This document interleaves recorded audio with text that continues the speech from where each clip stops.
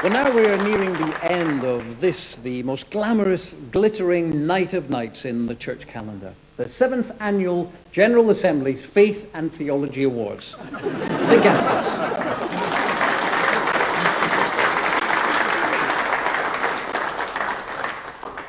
And I must just apologise to viewers who have joined us expecting to see the Hogmanay celebrations. Due to the extended coverage of this magnificent occasion, Hogmanay 95 will now be shown sometime in August 96. And now for this evening's final and most prestigious award. Kathy.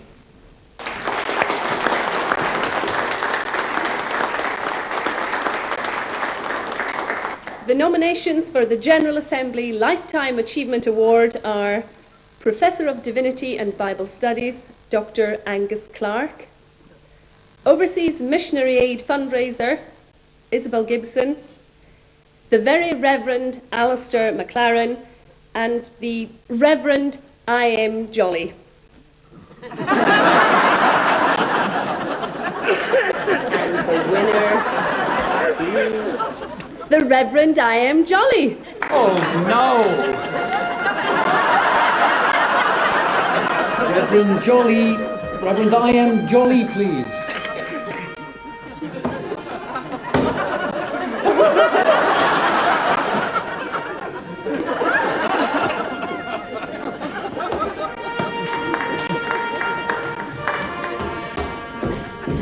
Oh, thank you.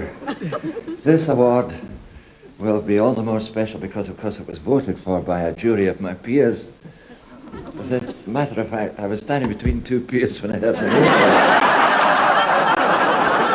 Well, what can I say? This is also absolutely unexpected. I'm not remotely prepared. Would you hold that, please?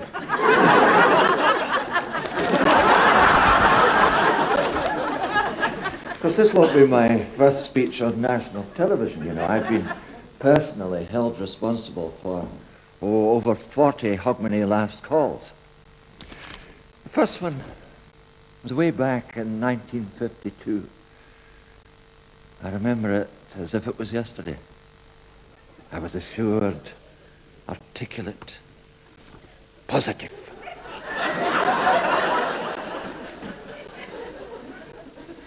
Hello. Hello. And welcome to Tolly Television.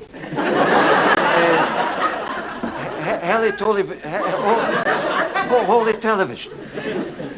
Under the aegis, under the aegis of BBC religious things. My name is... What's my name? I've forgotten. Oh, yeah, yes, of course, it's Jelly. It's Jolly. I am the Reverend I.M. Jelly.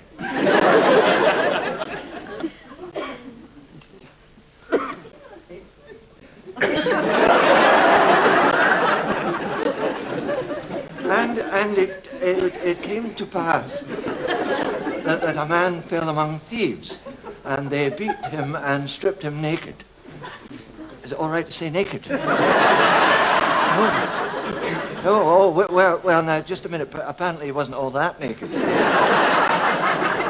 I mean, he still had his underwear on. Clean on that arm.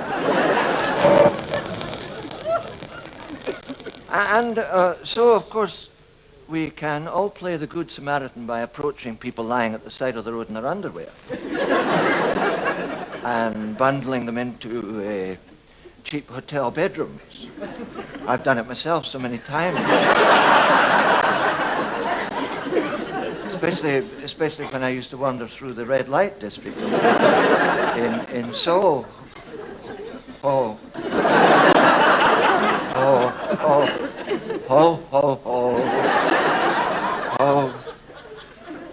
Good night.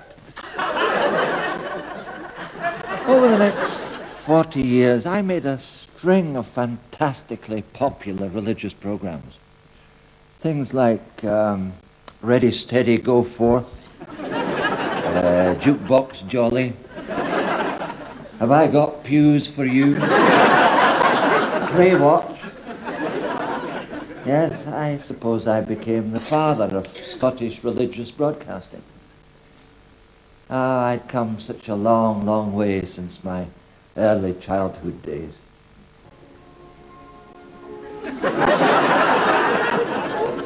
I was born in the hungry 30s, grew up in the flaming 40s, delivering bread and buns and all kinds of horrible weather for an absolute pittance of a wage. Just a child, untidy, unwashed, unmarried. Oh, happy days.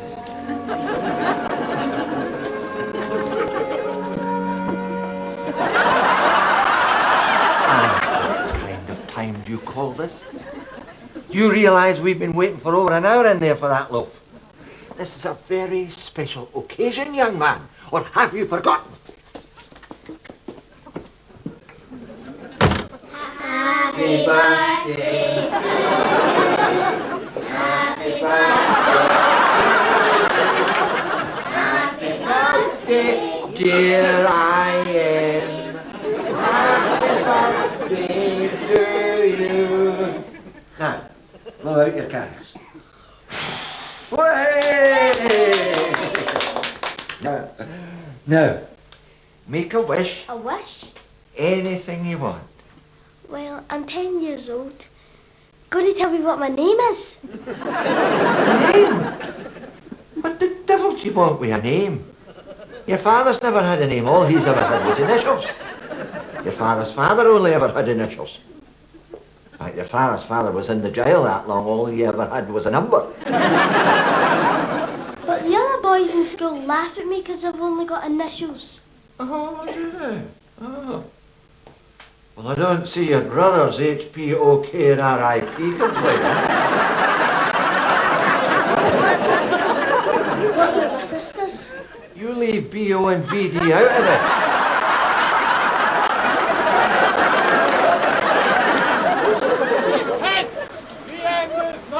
Both my parents were lay preachers. Everyone said my father was a wonderful preacher. My mother was a wonderful lady. As you can all see for yourselves here tonight, ladies and gentlemen, my mother.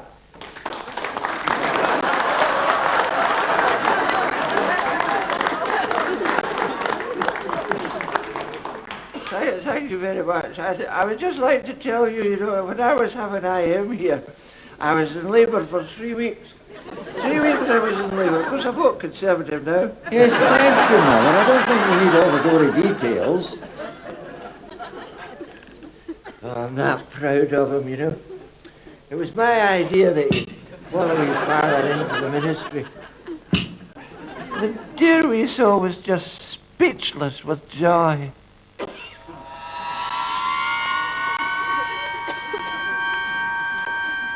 And then he saw Bing Crosby as a priest in this beautiful film called Going My Way. I don't know how many times he saw that picture, but he's modelled himself on Bing Crosby ever since. Going my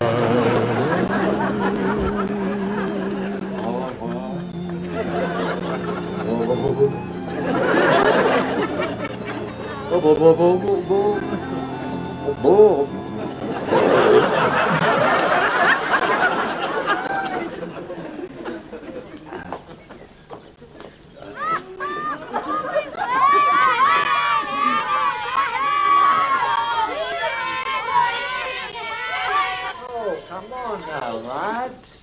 Surely you can find something better to do than hang about a street corner. I'll tell you what, here's an idea. What about forming a choir? Are you kidding? Choir's a sissy, church is sissy. Aye, well you'd like it then, because you are a sissy. Who you calling a sissy? Sissy? I'm calling you. Sissy. Ah, so it's fighting you prefer, eh? All right, if that's what you want. But it'll be on my terms. Reverend Jolly, are you sure this is a good idea? Of course it is, Reverend Fitzgibbon. What they don't know is I did a little bit of boxing during my student days. More than enough to win the respect of this little lot. John McJolly's gonna get him. Box!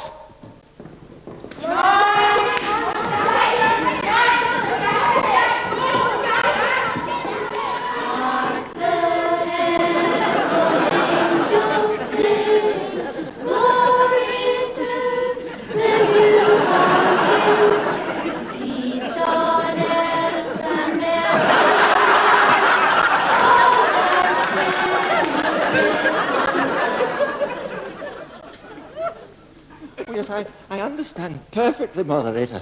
What with the decline in religious broadcasting, it's vital that we find new ways of ramming the church down, bringing the church to people's attention.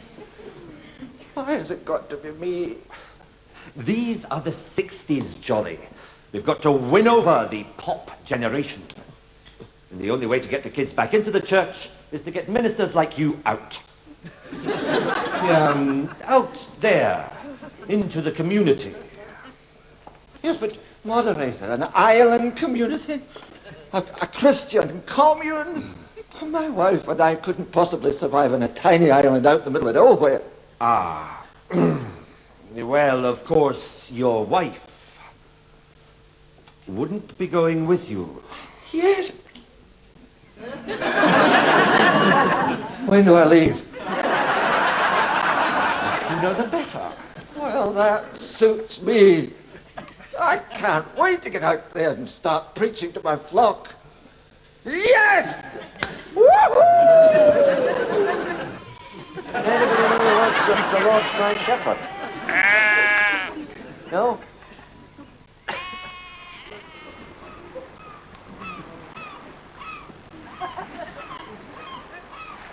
Can you see anything?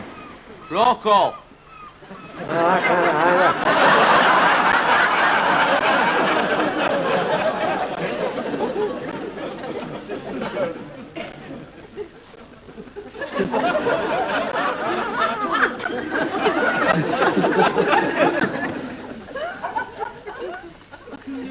Well now, it's 6 months since we began our Christian community here on the bare island of Scuddy.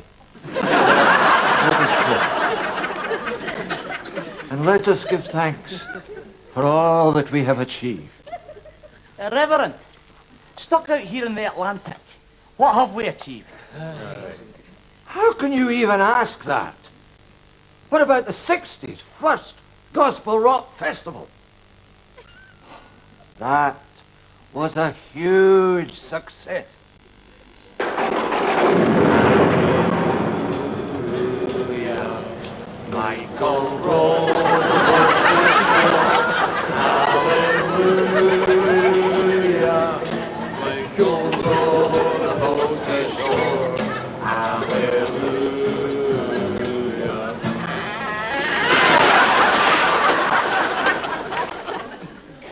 That's a point, Mr. Jolly. Where did the church get this island from? I don't know. I think they bought it off some other religious group. What does it matter anyway? One ministry is pretty well like another.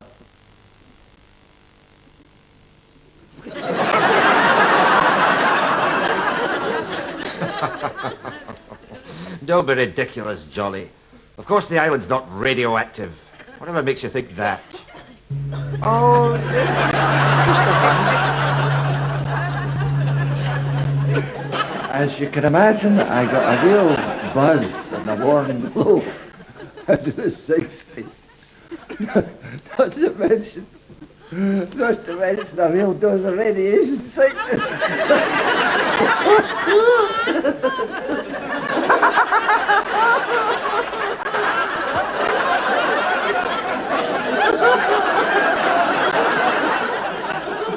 But the 60s were to end in deep depression for all of us connected with the church.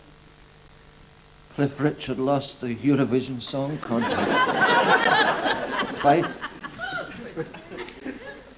And my own personal Waterloo was just round the corner.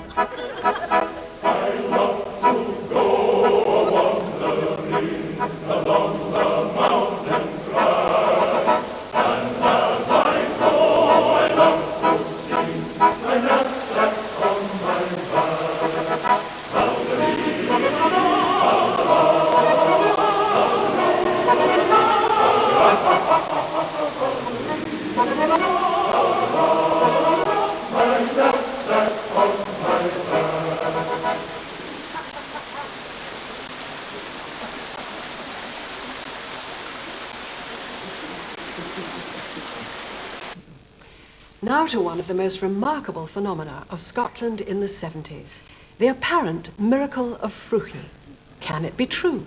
Are the waters of this sleepy village in Fife really blessed? Could little Fruchi become the Scottish Lourdes? We sent Elliot Parkinson to investigate. Well, Mary, word of the miracle grotto is spread like wildfire, and disciples are flocking here from all over the country. In fact, here's a whole coachload from Cowden Beef.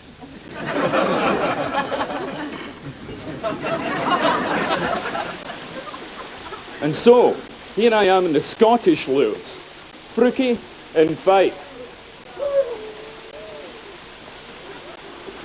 I'll be talking to the Reverend Jolly in a moment if I can catch him between baptisms.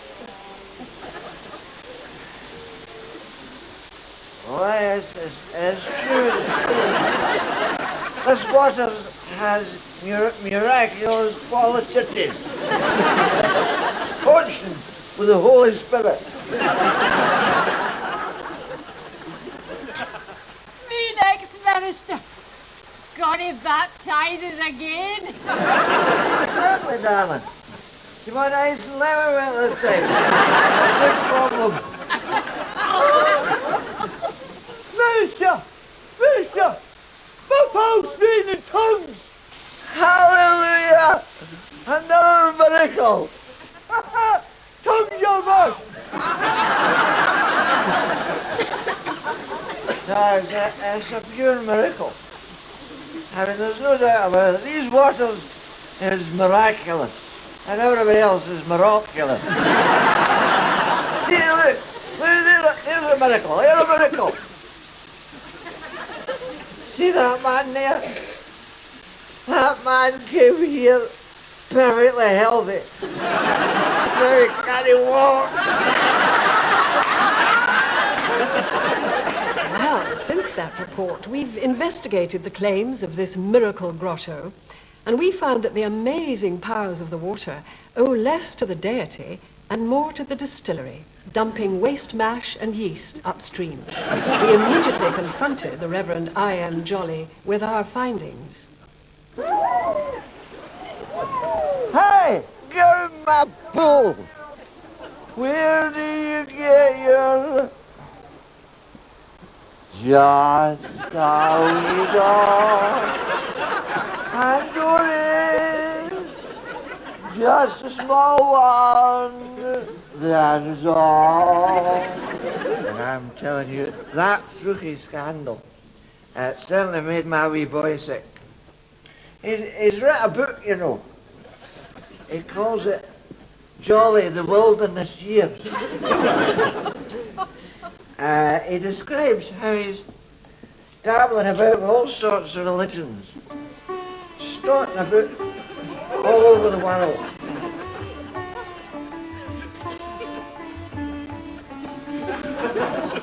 And then at last, he found what he was looking for. A fella human being that had more problems than he had.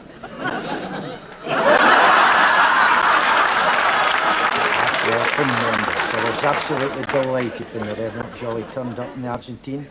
He took charge of team morale, and the job he did was absolutely unbelievable.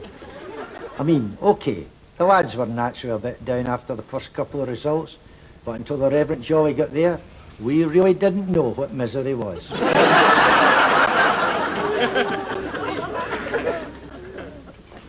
Oh, the confidence of the team, at an all-time low. It was just, after that tremendous disaster.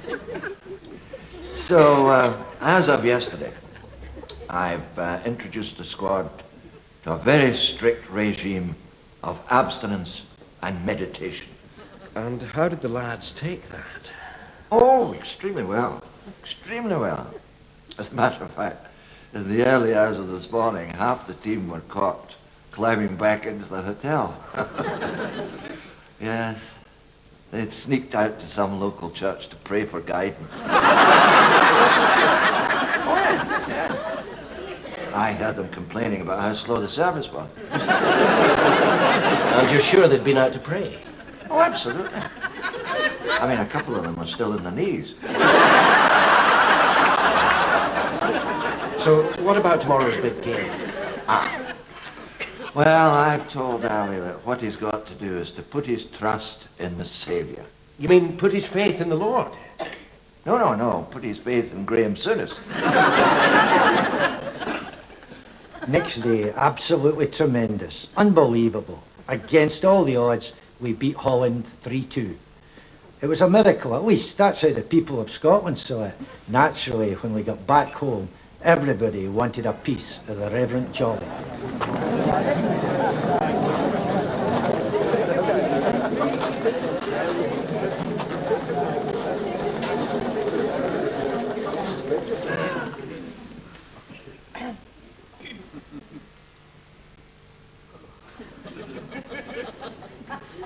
As I was saying, Minister, the baby's due in December.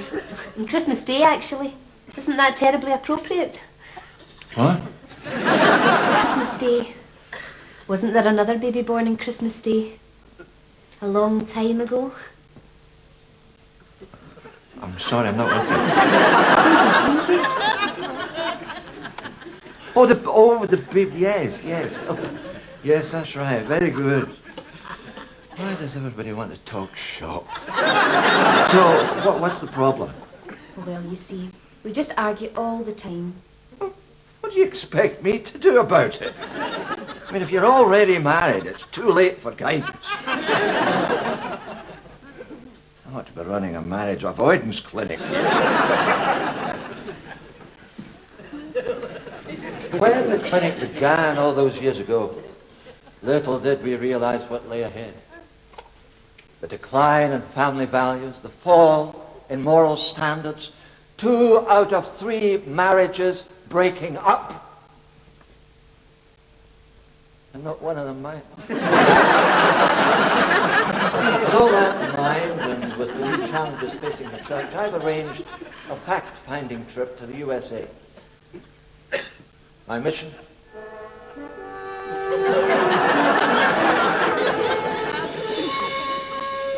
To seek new ideas, new inspiration, to explore strange new worlds of religious practice,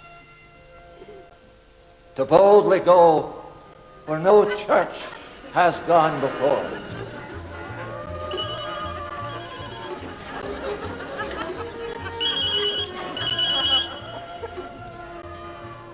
Kirk here. I'm on my way. I must ask my that taxi.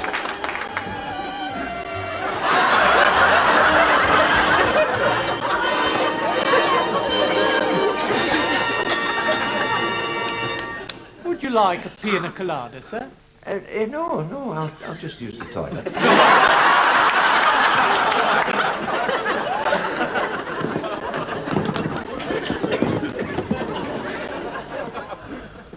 Oh, it's hell, Mother Ether, absolute hell, pardon my French. Somebody's got to do it. Yes, indeed I am. I'm working flat out here. Yeah, as a matter of fact, some of the locals have asked me to do a wedding this afternoon. No, I don't think it's anybody special. So we join this man and this woman in holy match. You, Michael, and you, Lisa Marie.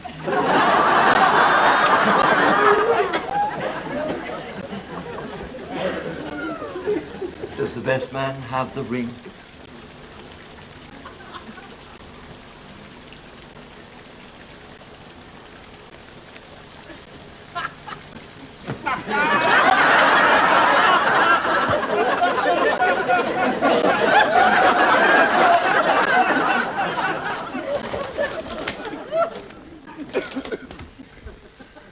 Yes, I learned a great deal on that trip that I didn't know before. For example, when a pet monkey swallows the wedding ring, you'll have to wait a good 12 hours before you can complete the But I also learned that in these liberated 90s, the church must never judge, but simply guide with grace and gentle understanding. I'm terribly sorry I'm late, but there was a terrible road accident just outside the manse. And you know how people will stand there and gawp and stare.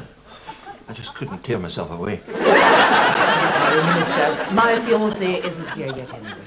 Well, I understand you would like to be married in church. Well, yes. Even though we haven't been regular attenders. Oh, I like to think we're pretty easygoing about that sort of thing nowadays. So your name is? Joan Kelly. Joan Kelly. And your fiancée? Janet Fraser.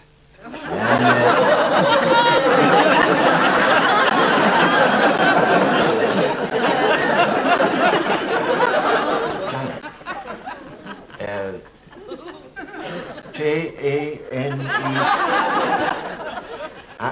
As in Janet. Well, I mean, you're both. Well, obviously you're both.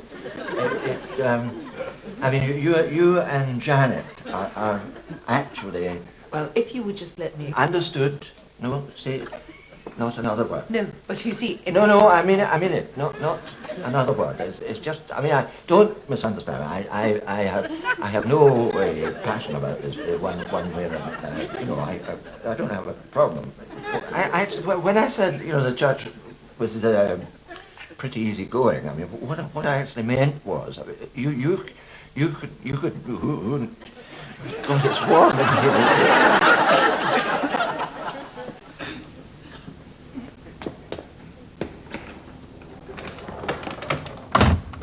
There he is. Reverend Charlie. Reverend Charlie, you have just been chosen to investigate sexual revelations within the church. Have you any personal experience of outings? Well, yes, as a matter of fact, I have. Only the other day there, I organised a brownie bus trip to Mulgai. No, you don't understand. Has anyone ever accused you of being gay? Gay? What, me? Well, no, but I have been described as a cheery wee soul. We are talking sexuality here, Minister. Sexuality? Ah, well. I mean, I'm not one of these clergymen whose sexuality is a grey area. I've been married to Ephesia for years and years and years. And my sexuality is a disaster, really.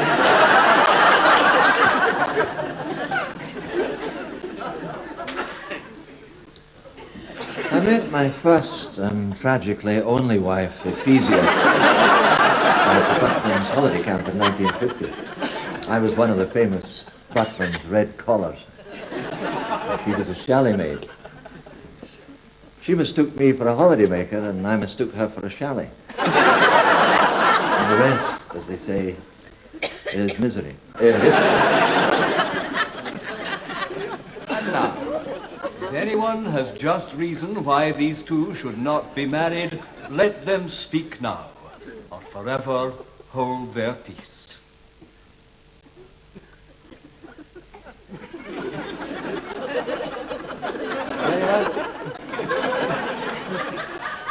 Anyone at all? Anyone, don't be afraid to speak up.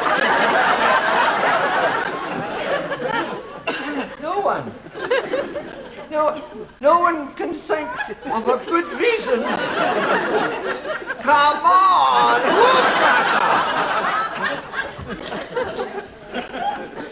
I now pronounce you man and wife. You may now kiss the bride.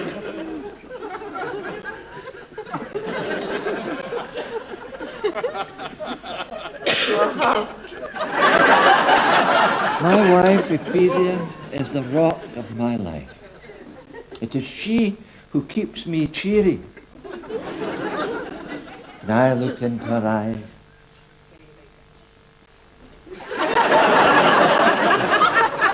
I just conjured up a vision of her face there.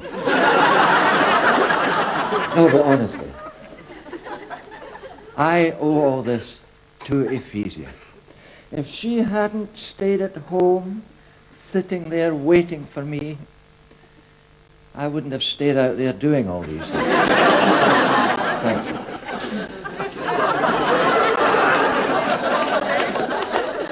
Go yourself, son. Go yourself. Going my way, Ma. Going my way.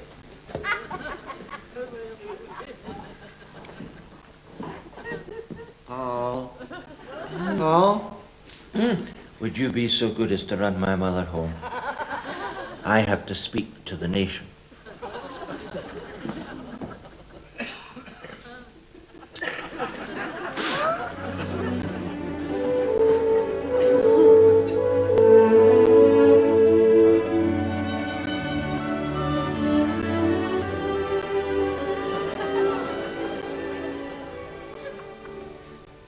Hello.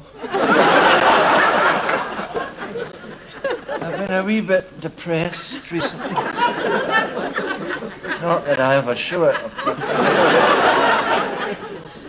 No, sometimes I feel I'm just not appreciated. No, I do. When I think of the hundreds of people I've helped over the years, a cheery one here, a comforting one there, a shoulder to cry on. I know I should be doing these things for them.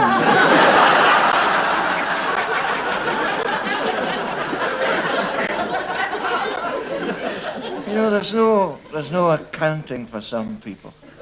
Look at my brothers in the church. They were obviously jealous of my GAFTA award. Strangely enough, I've just been reading about love and jealousy in what do you call it, the Bible.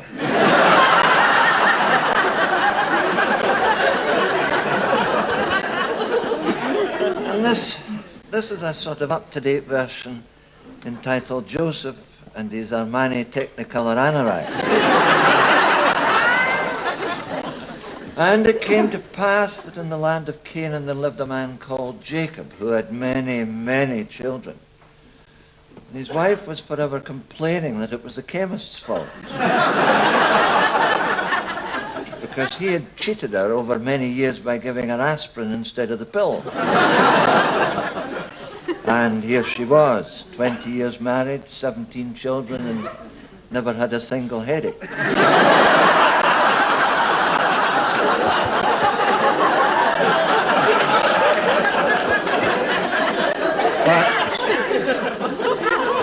Jacob heeded not her complaints, for it was he who had bribed the chemist.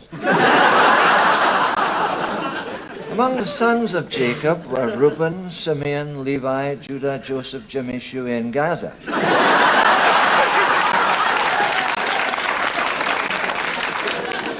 Joseph was his favorite, to whom he gave the many-colored anorak.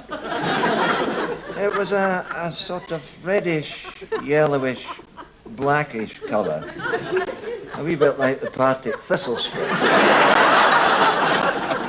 And Jacob's other sons were jealous and much anger. So one day they took Joseph and they threw him into a pit. Then they sold him as a slave unto a powerful but rather unstable man called Potiphar.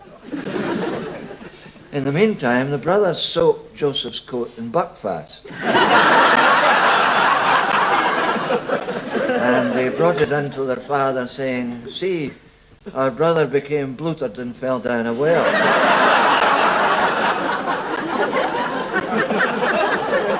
And Jacob wailed and gnashed his gums. Well, he was an old man. Then he tore his raiment, put sackcloth on his loins, and started to walk funny. And it came to pass that Potiphar's wife was much attracted to Joseph. And she said unto him, "Lie with me for I fancy thee something rotten.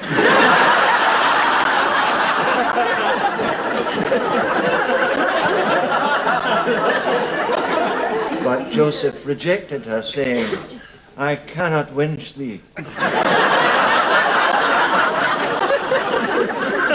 thy coupon is too hackett.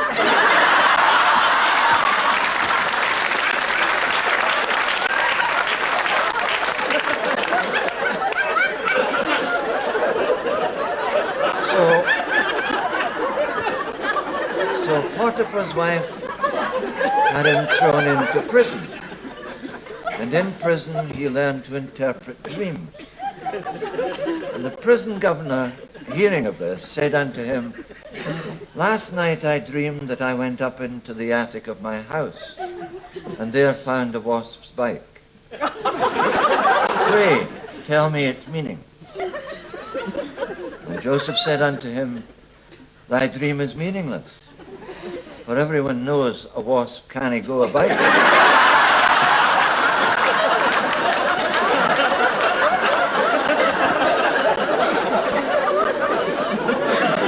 And then the king of Egypt, hearing of Joseph's gift, came and said unto him, Last night I dreamed that 7 fat old cows came up the driveway towards the palace. And Joseph interpreted, saying, Your dream means you're about to receive a visit from your auntie.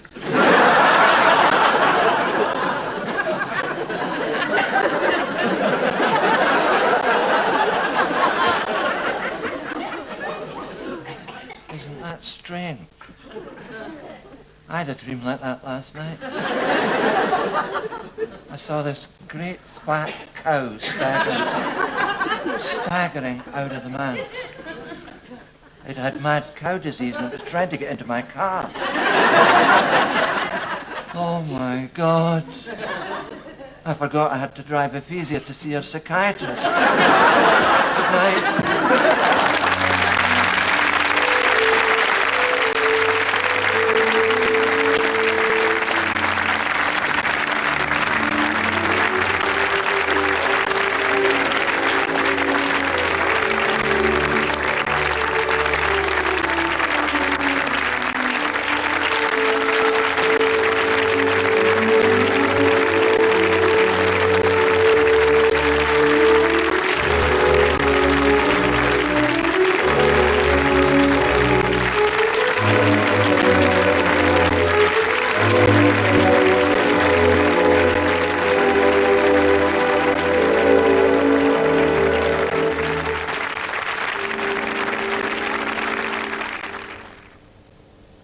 And you can enjoy a little of the spirit of Christmas past in this BBC video of Jolly, a man for all seasons. Sit tight this New Year's Day.